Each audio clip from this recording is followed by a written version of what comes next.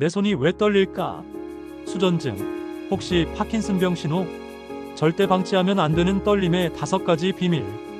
혹시 식사를 하거나 찻잔을 들 때 손이 나도 모르게 와들와들 떨려서 당황하신 적 없으신가요? 글씨를 쓰려고 하면 손이 떨려 삐뚤빼뚤하게 써져서 속상하셨던 경험은요? 많은 분들이 이런 떨림을 그저 나이 탓이겠거니 힘이 없어서 그렇겠지 하고 넘기시는데요. 과연 그럴까요? 내 몸이 보내는 이 떨림 신호, 정말 그냥 무시해도 괜찮은 걸까요? 정답부터 말씀드리면 절대 아닙니다. 이 떨림 속에는 우리 몸이 보내는 중요한 경고가 숨어 있을 수 있습니다. 오늘은 단순한 노화 현상으로 오해하기 쉬운 떨림에 대해 우리 시니어님들이 꼭 아셔야 할 5가지 핵심 정보를 속 시원하게 알려드리겠습니다. 오늘 영상 끝까지 보시면 내 떨림의 원인은 무엇인지, 언제 병원에 가야 하는지 확실하게 아실 수 있을 겁니다.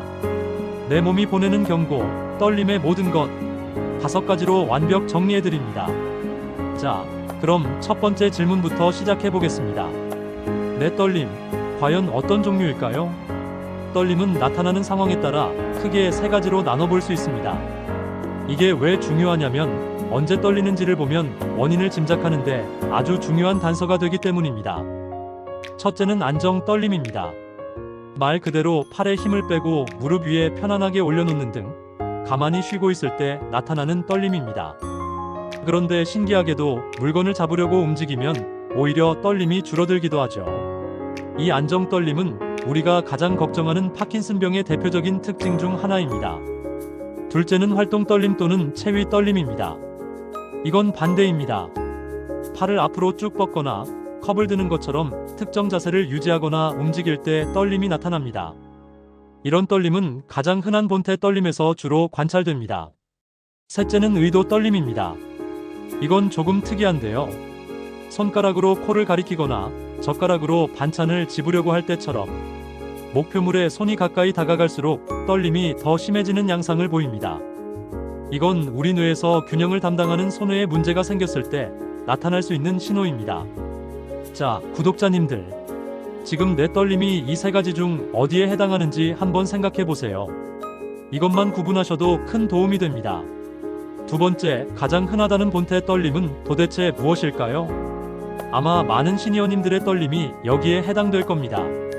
본태 떨림은 특별한 원인 없이 나타나는 떨림을 말하는데요. 주로 35세 이상에서 나타나기 시작해 나이가 들수록 흔해집니다. 본태 떨림의 가장 큰 특징은 앞서 말씀드린 것처럼 활동할 때 떨린다는 것입니다. 양팔을 앞으로 뻗었을 때, 물건을 잡으려 할 때 약하게 시작해서 점점 심해질 수 있습니다. 처음엔 손이나 팔에서 시작하지만 점차 머리나 턱, 목소리가 떨리는 증상으로 이어지기도 합니다. 특히 어르신들께서 머리를 좌우나 위아래로 흔드는 듯한 떨림이 있다면 파킨슨병보다는 본태 떨림일 가능성이 더 높습니다. 신기한 점은 본태 떨림은 불안하거나 피곤하거나 화가 날 때 심해지고 마음을 편히 먹거나 아주 소량의 술을 마셨을 때 일시적으로 좋아지는 경향이 있습니다. 하지만 이걸 치료 목적으로 술을 드시는 건 절대 금물입니다. 오히려 알코올 중독으로 이어져 떨림이 더 악화될 수 있으니 꼭 주의하셔야 합니다. 다행히 본태 떨림 자체는 생명에 직접적인 위협을 주지는 않습니다. 하지만 일상생활에 불편을 준다면 충분히 치료와 관리가 가능합니다. 세 번째, 우리 시니어님들이 가장 두려워하시는 부분이죠. 내 떨림, 혹시 파킨슨병은 아닐까요? 이 둘을 구분하는 결정적인 차이점 몇 가지만 기억하시면 됩니다. 가장 큰 차이는 떨리는 상황입니다. 앞서 강조했듯이 본태 떨림은 움직일 때, 파킨슨병은 가만히 있을 때 주로 떨립니다. 파킨슨병은 보통 한쪽 손에서 시작해 엄지와 검지를 비비는 듯한 알약 굴리기 모양의 떨림이 특징입니다. 두 번째 차이는 동반 증상입니다. 본태 떨림은 다른 신경학적 증상이 거의 없지만 파킨슨병은 떨림 외에 다른 중요한 증상들을 동반합니다. 예를 들어 행동이 눈에 띄게 느려지고 몸이 뻣뻣해지며 걸을 때 발을 질질 끌거나 종종 걸음을 걷고 얼굴 표정이 무표정하게 변하는 증상이 함께 나타난다면 파킨슨병을 강하게 의심해봐야 합니다. 만약 내 떨림이 가만히 있을 때 나타나고 이런 다른 증상들이 함께 보인다면 나이 탓이겠지 하고 넘기지 마시고 반드시 신경과 전문의를 찾아가 보셔야 합니다. 네 번째, 떨림이 생겼다면 우리는 무엇을 해야 할까요? 가장 중요한 것은 이러다 말겠지 하고 방치하지 않고 병원을 찾아 정확한 원인을 파악하는 것입니다. 이때 의사 선생님께 내 증상을 정확하게 설명하는 것이 아주 중요한데요. 병원에 가시기 전에 딱 이 6가지만 정리해 가시면 진단에 큰 도움이 됩니다. 언제부터 몸 어느 부위가 떨리기 시작했나요? 가만히 있을 때 떨리나요? 움직일 때 떨리나요? 언제 심해지고 언제 괜찮아지나요? 현재 복용 중인 모든 약은 무엇인가요? 가족 중에 비슷한 증상을 가진 분이 있나요? 떨림 외에 다른 불편한 증상이 있나요? 특히 복용 중인 약물이 중요한데요. 천식약, 감기약, 신경안정제 등 일부 약물 성분이 떨림을 유발하거나 악화시킬 수 있기 때문입니다. 이외에도 갑상선 기능 이상이나 스트레스, 수면 부족, 특정 영양소 결핍도 원인이 될 수 있으므로 정확한 진단이 필수적입니다. 자, 마지막 5번째입니다. 이 떨림, 치료하고 관리할 수 있을까요? 네, 물론입니다. 떨림을 완벽하게 없애는 치료법은 아직 없지만 원인에 따라 증상을 조절하고 삶의 질을 크게 높일 수 있습니다.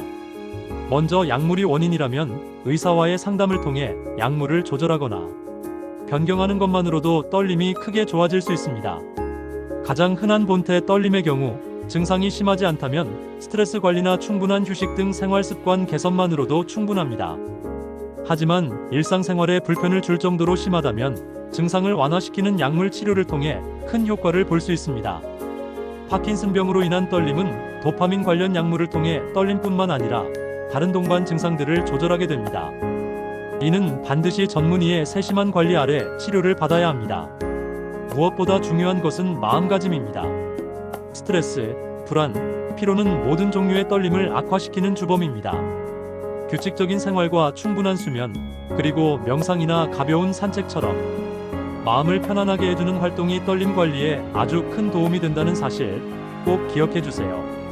오늘 우리는 떨림에 숨겨진 5가지 중요한 사실에 대해 알아봤습니다. 첫째, 내 떨림이 가만히 있을 때 나타나는지, 움직일 때 나타나는지 파악하는 것.